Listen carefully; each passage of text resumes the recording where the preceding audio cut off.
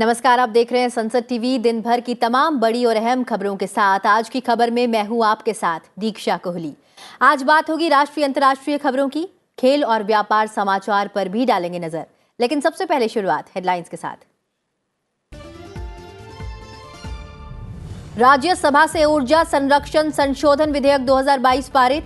100 केवी connection वाली इमारतों के लिए नवीकरणीय ऊर्जा से जरूरतें पूरा करने का प्रावधान। लोकसभा में अनुपूरक अनुदान मांगों पर चर्चा।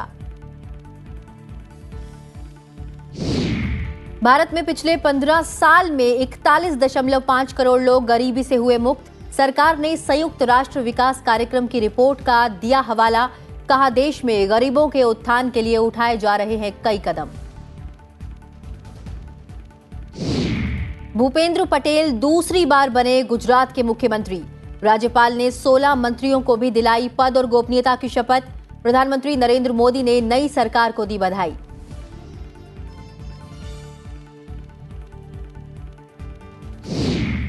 यूजीसी ने अंडर ग्रेजुएट प्रोग्राम्स के लिए करिकुलम एंड क्रेडिट फ्रेमवर्क किया जारी। फ्लेक्सिबल मल्टीपल एंट्री एग्जिट और री एंट्री का विकल्प। 3 साल में स्नातक और 4 साल बाद मिलेगी ऑनर्स की डिग्री। 11 महीने के निचले स्तर पर खुदरा महंगाई। अक्टूबर में 6.77% के मुकाबले नवंबर में 5.88% मुद्रास्फीति। औद्योगिक उत्पादन में गिरावट का दौर जारी।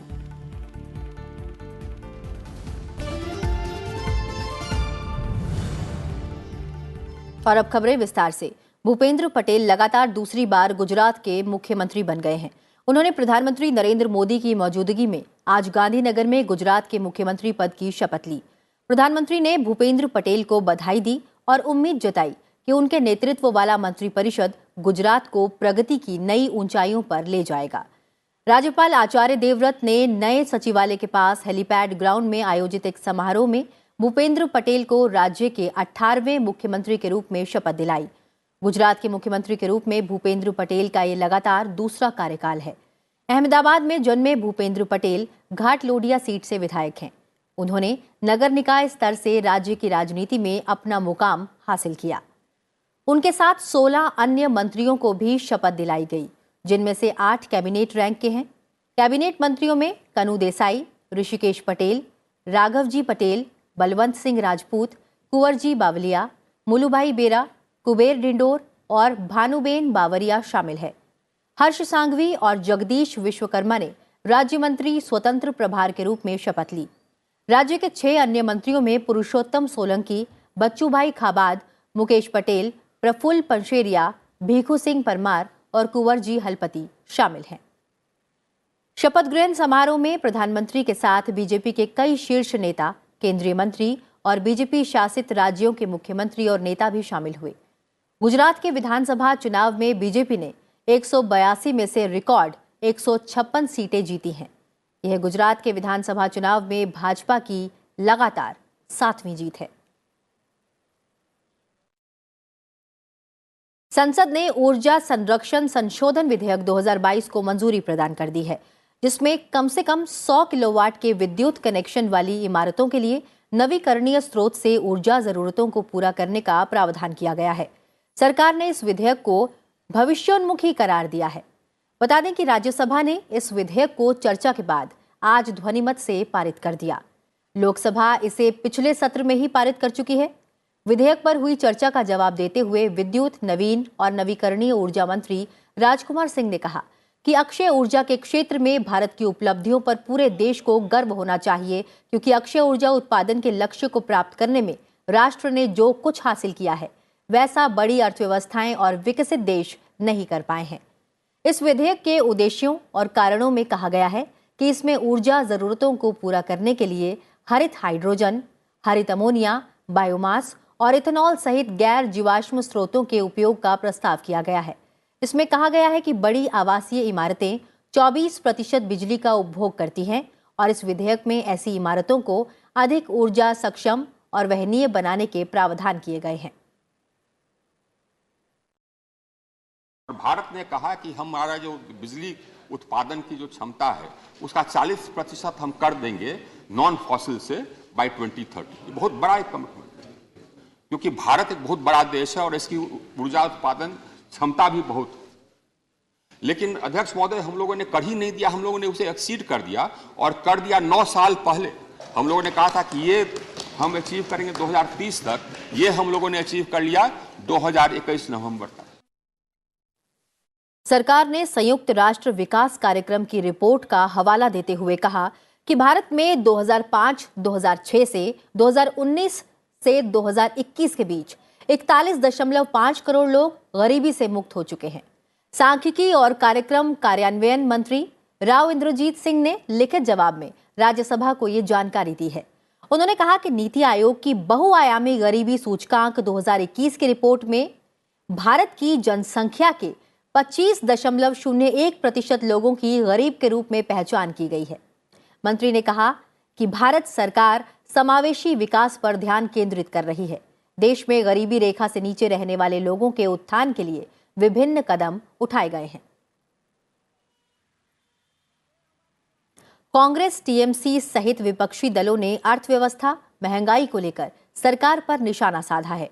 वहीं विपक्ष की आलोचना को खारिज करते हुए बीजेपी ने कहा कि कोरोना महामारी और इसके बाद की कठिन भू राजनीतिक परिस्थिति से मुकाबला करते हुए भारतीय अर्थव्यवस्था ने फिर से रफ्तार पकड़ ली है।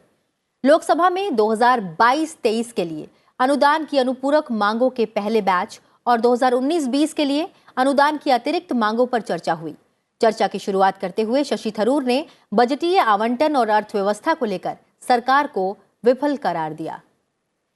वहीं विपक्षी पार्टियों ने कहा कि अर्थव्यवस्था को पटरी पर लाने का कार्य अनिश्चितता के दौर से गुजर रहा है और सरकार बड़ी बड़ी बातें करने, महत्वाकांक्षी लक्ष्य निर्धारित करने और अवास्तविक आंकड़े पेश करने में जुटी है। वहीं सत्ता पक्ष ने कहा कि विपरीत वैश्विक परिस्थितियों के बाद भी भारतीय अर्थव्यवस्था ने फिर से रफ्तार पकड़ ली है, जबकि चीन और यूरोप समेत दुनिया की बड़ी अर्थव्यवस्थाएं अभी इससे जूझ रही हैं। वित्त मंत्री निर्मला सीतारमण ने कहा कि जब देश की अर्थव्यवस्था बढ़ रही है तो उस पर सभी को गर्व करना चाहिए। वित्त मंत्री ने लोकसभा में प्रश्नकाल के दौरान कहा कि भारतीय रुपया अन्य मुद्राओं के मुकाबले मजबूत स्थिति में है। उन्होंने कहा कि डॉलर और रुपए में उतार चढ़ाव का असर अर्थव्यवस्था पर ना पड़े, इसके लिए रिजर्व बैंक ने विदेशी मुद्रा भंडार का इस्तेमाल किया है। वित्त मंत्री ने कहा कि दुनिया की उभरती अर्थव्यवस्था वाले देशों में सबसे अधिक प्रत्यक्ष विदेशी निवेश भारत में हुआ है। भारत सबसे तेज गति से बढ़ती अर्थव्यवस्था वाला देश है।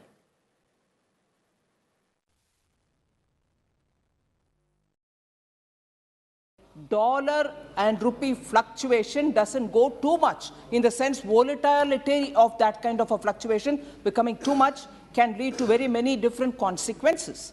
So foreign exchange reserve to some extent was used by the Reserve Bank. But today you find in the last couple of weeks more reserves, the reserve going up, it's increasing because of the flow of FDIs and FIIs. विदेश मंत्री S Jaishankar ने सोमवार को कहा कि जलवायु परिवर्तन के लिए जिम्मेदार देशों को शीघ्र कदम उठाने और वैश्विक तापमान को बढ़ने से रोकने की दिशा में काम करने की जरूरत है। अबू धाबी में जलवायु वित्त और प्रौद्योगिकी विषय पर India global forum UAE summit को संबोधित करते हुए जयशंकर ने जलवायु को लेकर बहस के 2 हिस्सों के बीच फर्क का जिक्र किया। इसमें जलवायु कार्रवाई, हरित विकास के लिए क्षमता और कठिन हिस्सा जलवायु न्याय शामिल है, जिसके लिए विकासशील दुनिया से किए गए वादों को पूरा करने की आवश्यकता है। विकसित देश अभी भी अपने वादों को निभाने के बारे में गंभीर नहीं है। मंच को संबोधित करते हुए एस जयशंकर ने कहा कि यूक्रेन का भी विकास पर प्रभाव पड़ रहा है। मेरा मानना है कि भारत अकेले नहीं बल्कि यूएई जैसे देशों के साथ इस अंतर को पाटने में भूमिका निभा सकता है। उन्होंने कहा कि निश्चित रूप से भारत यूएई के साथ संबंधों को ऊंचे स्थान पर रखता है। When I look at the return of history and the relationships which will go forward in the coming days, I certainly would rank the India-UAE relationship very high in that. And there are many reasons. So whether we are talking people or whether we are talking business, this country has a particular salience in our perspectives. UGC ने under graduate programmes के लिए आज curriculum and credit framework जारी किया है। इसमें holistic और multi disciplinary under graduate education पर जोर दिया गया है। इसमें flexible curricular structure, multiple entry exit की अनुमति और री एंट्री विकल्प मौजूद है। अंडर ग्रेजुएट को 1 साल यानी 2 सेमेस्टर पूरा करने के बाद यूजी प्रमाण पत्र दिया जाएगा। 2 साल 4 सेमेस्टर पूरा करने के बाद यूजी डिप्लोमा मिलेगा। 3 साल में 6 सेमेस्टर के बाद स्नातक की डिग्री प्रदान की जाएगी, जबकि 4 साल बाद स्नातक की ऑनर्स डिग्री दी जाएगी। चौथा वर्ष मुख्य रूप से शोध आधारित शिक्षा के लिए होगा। कम्युनिटी एंगेजमेंट और सेवाएं, पर्यावरण शिक्षा और मूल आधारित शिक्षा में क्रेडिट आधारित पाठ्यक्रमों और परियोजनाओं को शामिल किया गया है। छात्रों को स्थानीय उद्योग के साथ इंटर्नशिप का अवसर प्रदान किया जाएगा। यूजी सर्टिफिकेट प्राप्त करने के लिए समर टर्म के दौरान 4 क्रेडिट वर्क आधारित लर्निंग इंटर्नशिप से गुजरना होगा। सभी उच्च शिक्षण संस्थानों को यूजीसी द्वारा पाठ्यक्रम को अपनाने के लिए आवश्यक उपाय करने की सलाह दी गई है।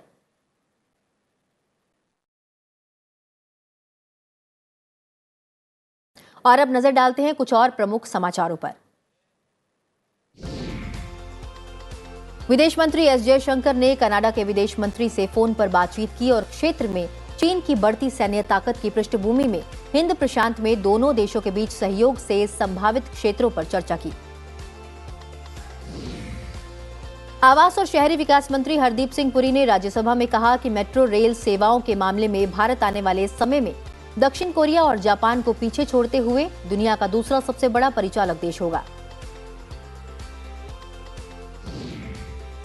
समाजवादी पार्टी की नेता डिंपल यादव ने आज लोकसभा सदस्य के रूप में शपथ ली। वह उत्तर प्रदेश के मैनपुरी लोकसभा क्षेत्र से निर्वाचित हुई हैं।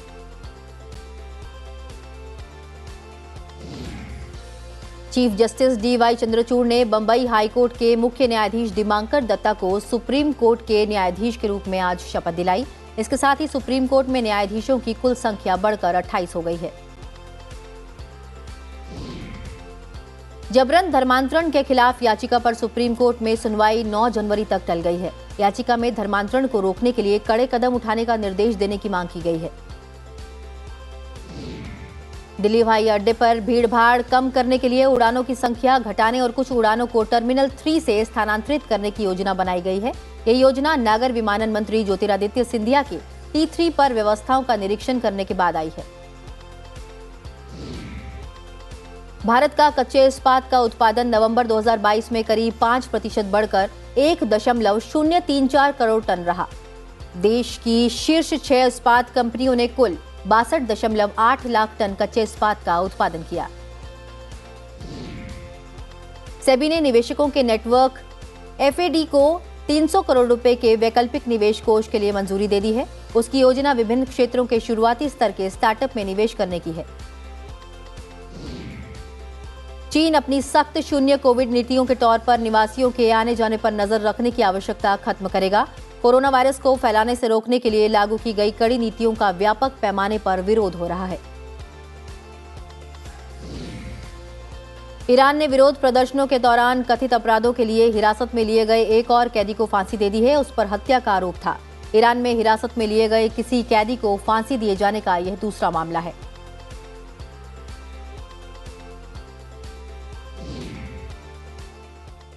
और आज की खबर में वक्त एक छोटे से ब्रेक का। जल्द हाजिर होंगे, बने रहिए संसद टीवी के साथ।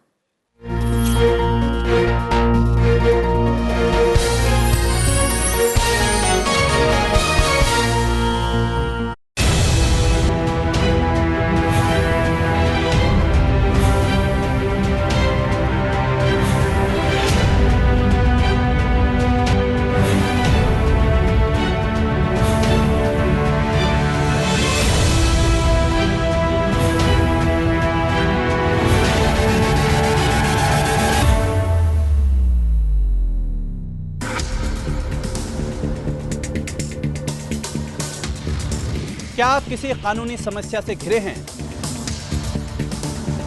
नहीं पता क्या करें? क्या कहता है कानून? क्या हैं आपके अधिकार? समझिए कानून की बारीकियों को कानून की पाठशाला में, सिर्फ संसद टीवी पर। The glorious journey of India's 75 years of independence, protection of rights, ensuring equality, to empower, to deliver justice. Laws that have defined India and its people. Laws that everyone should know. Watch 75 years. Laws that shaped India. With me, Hemant Batra, only on Sansad TV.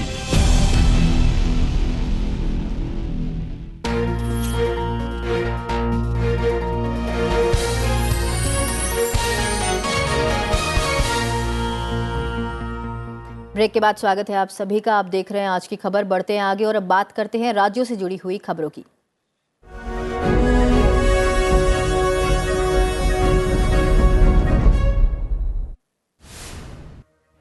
केंद्रीय खेल मंत्री अनुराग ठाकुर भारतीय खेल प्राधिकरण द्वारा आयोजित table tennis के उद्घाटन समारोह में शामिल हुए।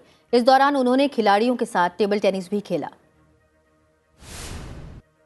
कांग्रेस अध्यक्ष मल्लिकार्जुन खड़गे ने आज कर्नाटक में आगामी विधानसभा चुनाव से पहले पार्टी नेताओं के साथ बैठक की, जिसमें आगे की रणनीति पर विचार विमर्श किया गया।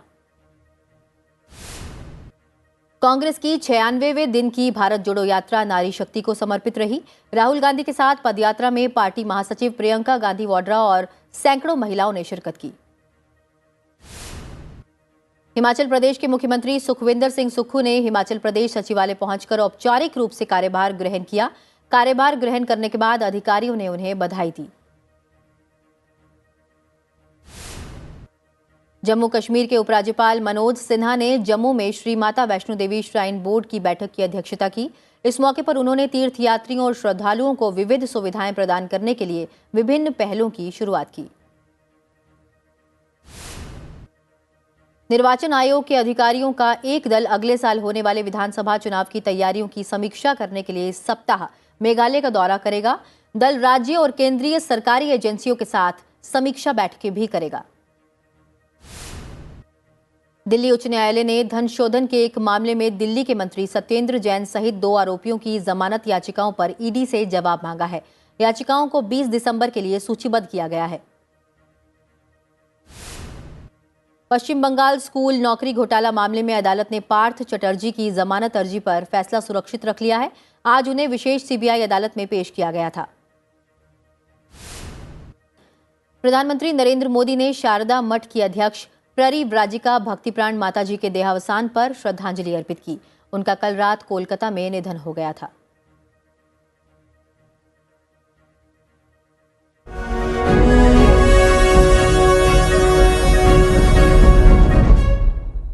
महंगाई के मोर्चे पर अच्छी खबर है। खाने पीने की चीजों की कीमतों में नरमी से खुदरा महंगाई नवंबर में घटकर 11 महीने के निचले स्तर पर आ गई है। एनएसओ के आंकड़ों के अनुसार 11 महीनों में ये पहली बार है कि खुदरा मुद्रास्फीति भारतीय रिजर्व बैंक के संतोषजनक स्तर की सीमा में आई है और यह 5.88% पर आ गई है। उपभोक्ता मूल्य सूचकांक आधारित खुदरा मुद्रास्फीति अक्टूबर 2022 में 6.77% और पिछले साल नवंबर में 4.91% रही थी। पिछले महीने खाद्य पदार्थों की महंगाई दर घटकर 4.67% पर आ गई, जो इससे पिछले महीने में 7.01% थी। दिसंबर 2021 में खुदरा महंगाई दर 5.66% रही थी। आरबीआई ने महंगाई को काबू में लाने के लिए पिछले सप्ताह प्रमुख नीतिगत दर रेपो को 0.35% बढ़ाकर 6.25% कर दिया था। देश के विनिर्माण क्षेत्र में उत्पादन घटने और खनन तथा ऊर्जा उत्पादन में वृद्धि कमजोर रहने की वजह से अक्टूबर में औद्योगिक उत्पादन में 4% की गिरावट आई है। बता दें कि राष्ट्रीय सांख्यिकी कार्यालय की ओर से जारी आंकड़ों के अनुसार विनिर्माण क्षेत्र का उत्पादन 4% कम हुआ है। वहीं अक्टूबर 2022 में 5.6% नीचे आया था। समीक्षाधीन अवधि में खनन उत्पादन में 2.5% की मामूली वृद्धि हुई और बिजली उत्पादन 1.2% बढ़ा।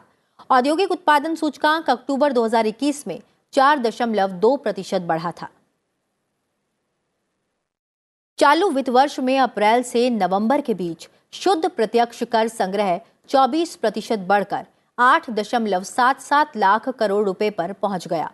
आयकर विभाग के मुताबिक शुद्ध प्रत्यक्ष कर संग्रह 30 नवंबर तक 8.77 लाख करोड़ रुपए रहा, जो पिछले वर्ष की इसी अवधि के शुद्ध संग्रह से 24.26% अधिक है। यह संग्रह 2022-23 के बजट अनुमान का 61.79% है। बजट में अनुमान लगाया गया था कि चालू वित्त वर्ष में प्रत्यक्ष कर संग्रह 14.20 लाख करोड़ रुपए रहेगा। वहीं चालू वित्त वर्ष में 1 अप्रैल से 30 नवंबर के बीच 2.15 लाख करोड़ रुपए के रिफंड जारी किए गए, जो पिछले वर्ष की तुलना में 67% अधिक है।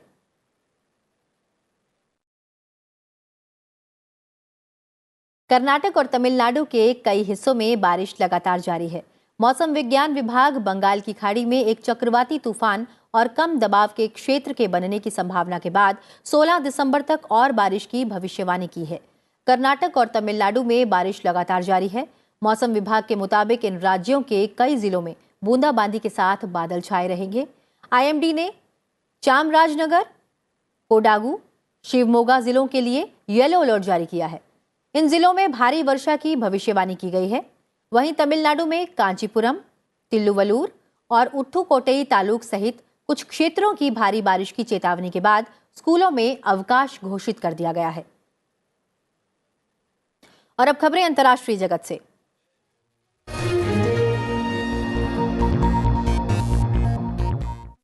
भारत ने संयुक्त राष्ट्र सुधारों के लिए कोई निर्धारित समय सीमा तय न किए जाने और सुरक्षा परिषद के वास्तविक विविधता को प्रतिबिंबित न करने पर चिंता जताई है।